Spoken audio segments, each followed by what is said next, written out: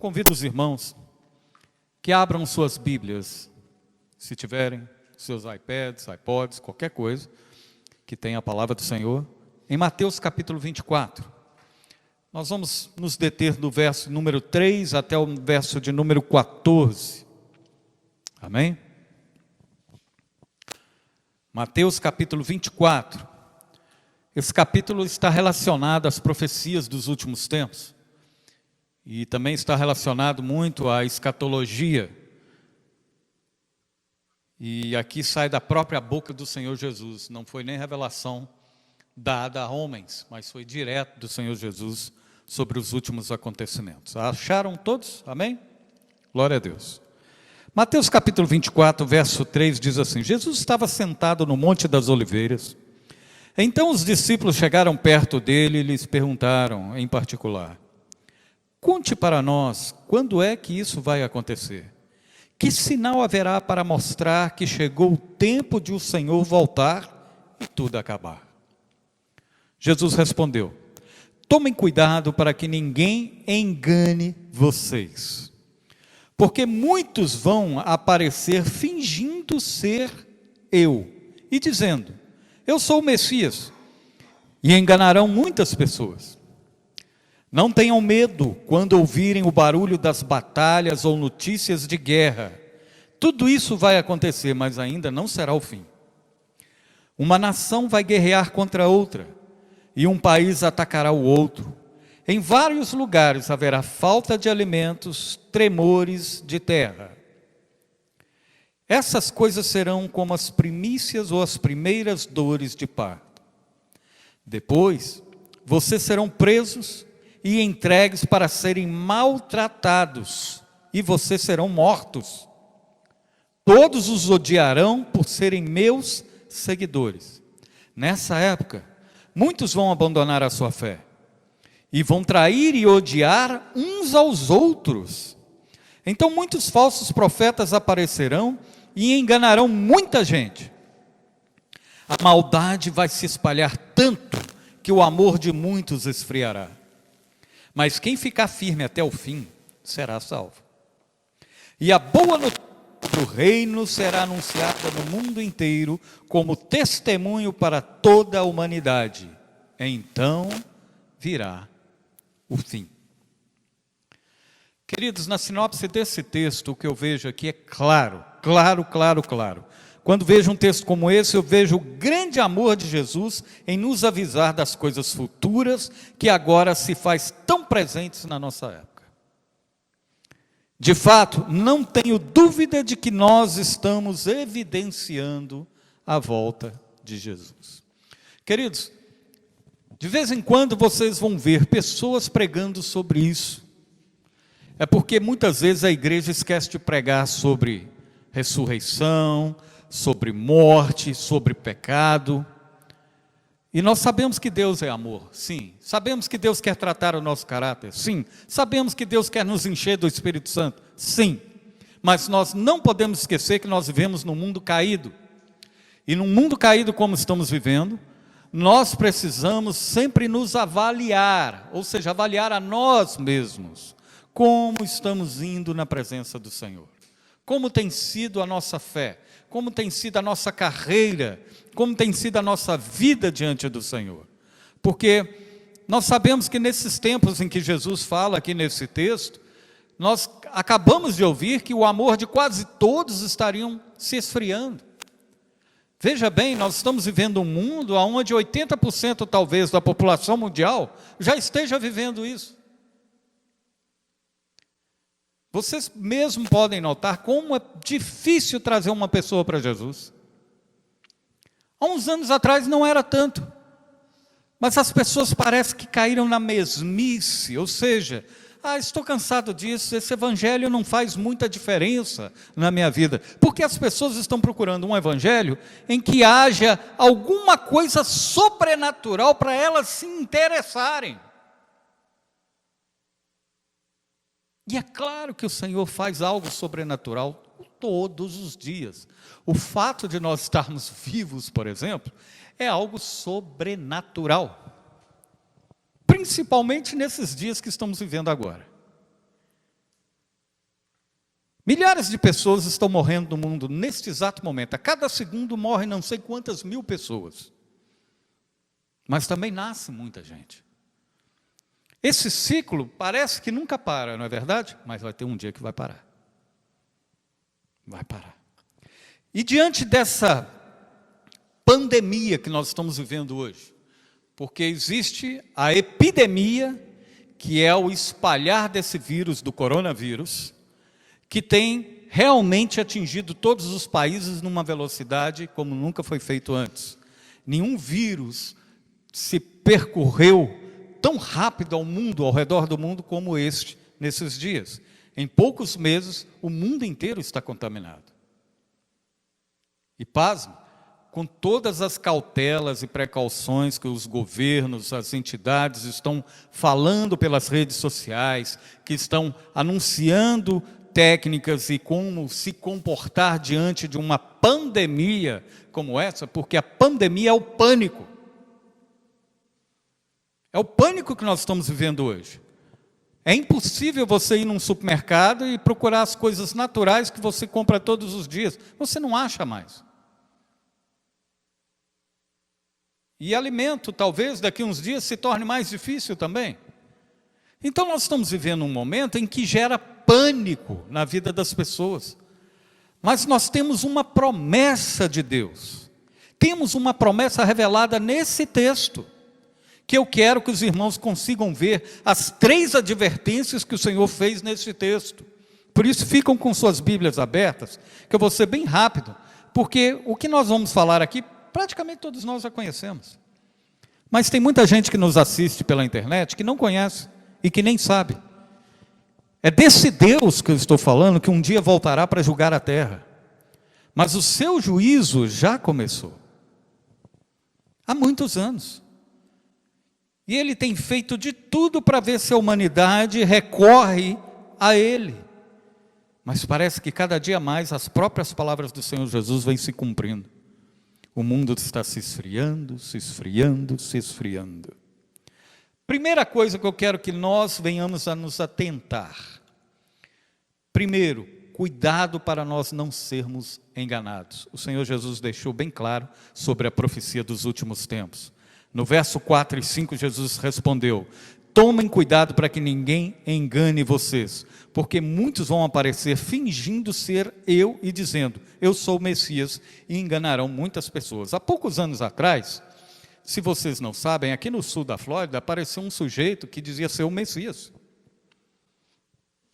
E pasme, a igreja dele cresceu tanto, mas tanto, que não havia mais espaço. E ele confessava diante daquelas pessoas que ele era o Messias, o que havia de vir. E aí você me pergunta, como que as pessoas podem crer numa uma baboseira dessa, vamos dizer assim? Creem. Queridos, basta você dar um espirro aqui que muita gente vai pensar que você está com coronavírus. As pessoas creem com facilidade no engano. Elas creem com facilidade naquilo que elas não têm entendimento. Mas têm dificuldade de crer numa coisa explícita e aberta como a palavra de Deus.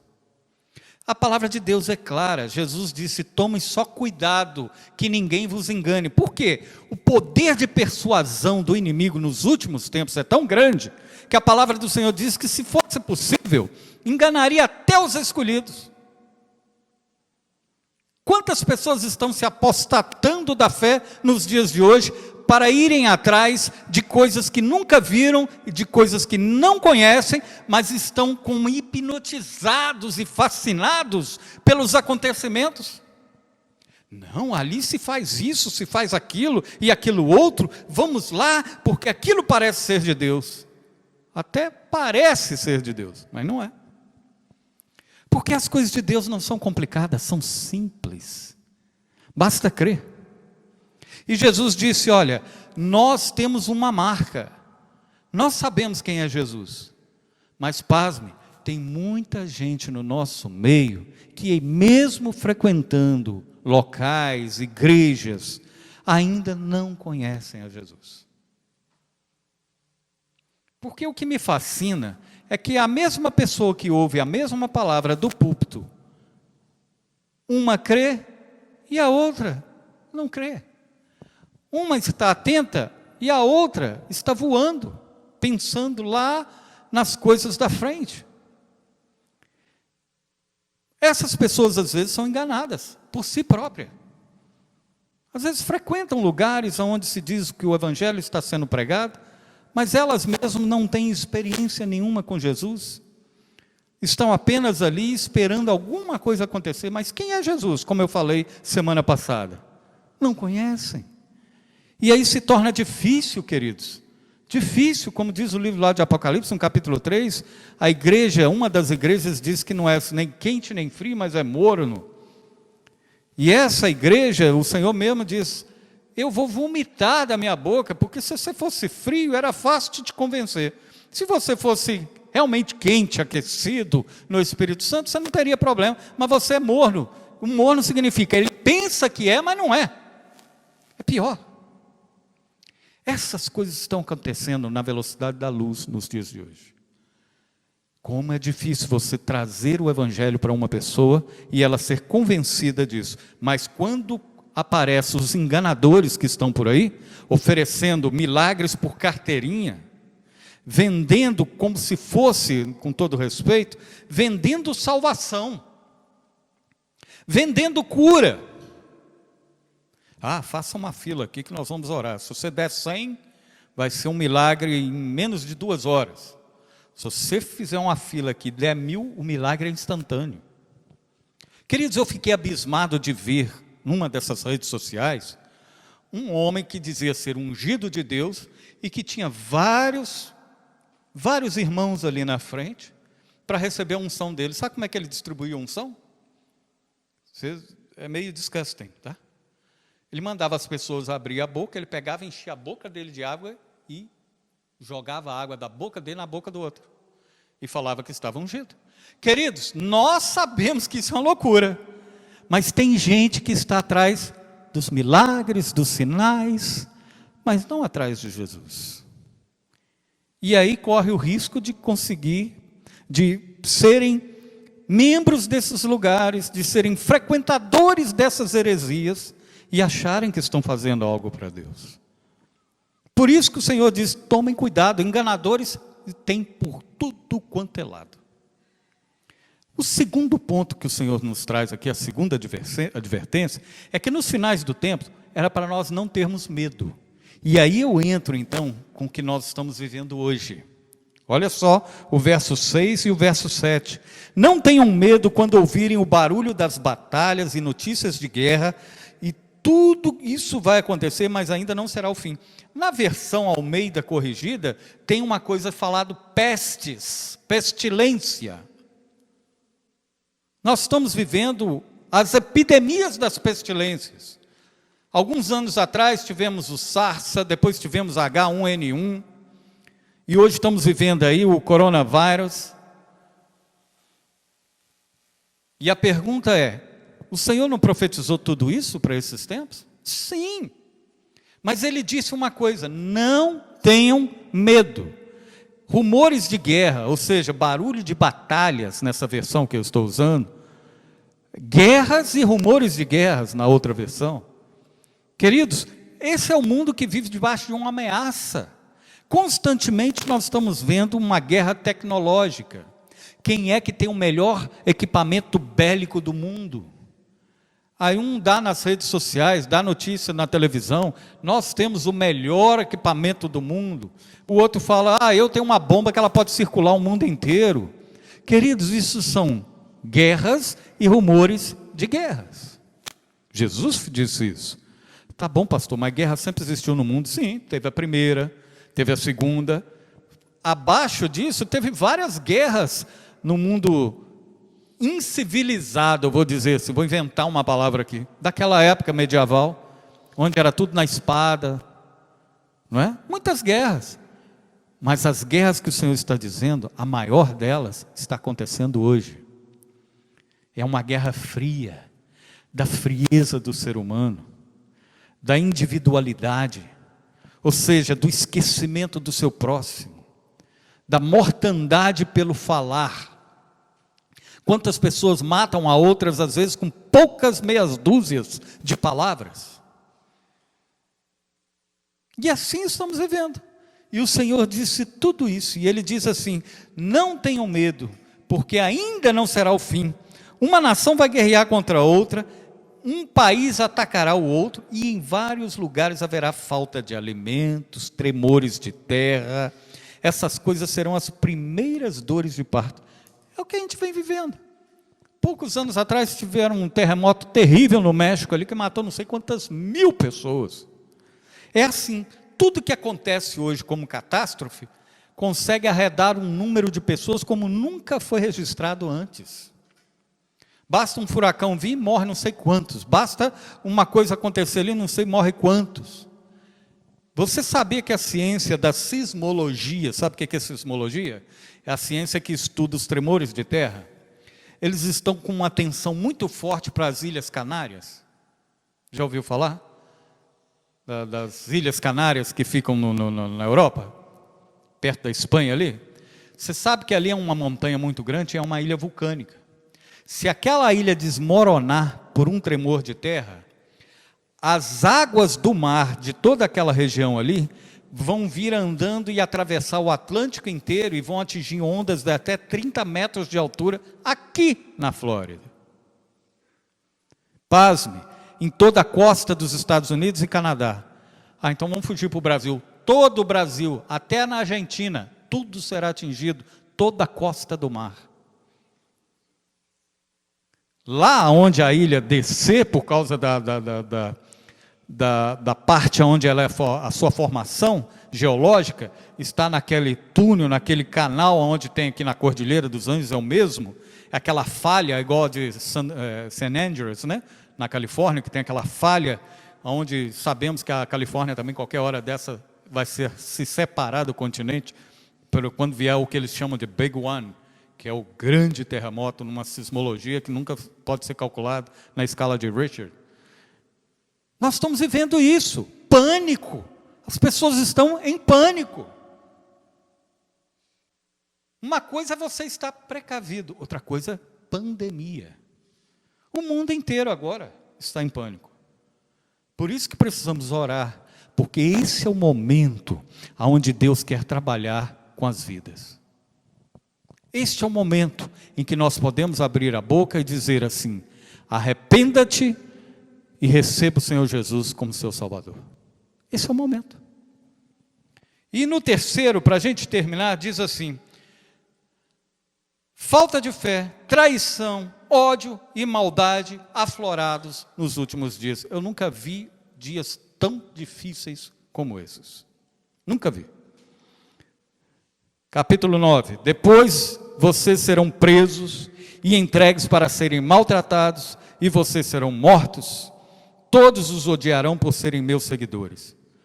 Nessa época, muitos vão abandonar a sua fé e vão trair e odiar uns aos outros. Então muitos falsos profetas aparecerão e enganarão muita gente. A maldade vai se espalhar tanto que o amor de muitos esfriará. Mas quem ficar firme até o fim será salvo. Quem ficar firme até o fim será salvo. Sabe, queridos, começou o tempo da nossa fé ser provada. As pessoas se odiarão. Aqueles que se esfriaram na fé vão odiar uns aos outros. Eu nunca vi uma propagação de ódio tão grande como no meio evangélico. Nunca vi. As pessoas têm uma facilidade de julgar umas às outras, de colocar as pessoas sempre numa posição mais baixa, sendo que a Bíblia diz: considerai-vos uns aos outros superiores a si mesmo. Mas não, é uma facilidade de nós abrirmos a boca e criarmos uma sensação de ódio contra outras pessoas. E assim as igrejas estão vivendo, infelizmente. Meu Deus do céu, onde nós vamos parar com isso? Que evangelho é esse? Que o povo tem se esfriado tanto, em nome do ódio, em nome da maldade, em nome da fé, da falta de fé, da traição, que estão aflorados nessa geração de hoje. As pessoas estão abandonando a Cristo Jesus, estão dizendo assim: a minha preocupação é comigo mesmo, Me desculpe a palavra que eu vou dizer aqui, que ela nem é eclesiástica, como eu falava antigamente, né? Eu vou usar esse termo, porque assim a gente e as pessoas que estiverem ouvindo vão entender mais claramente. É assim que as pessoas dizem, é eu em primeiro lugar, o resto que se dane. É desse jeito que eles falam com a gente.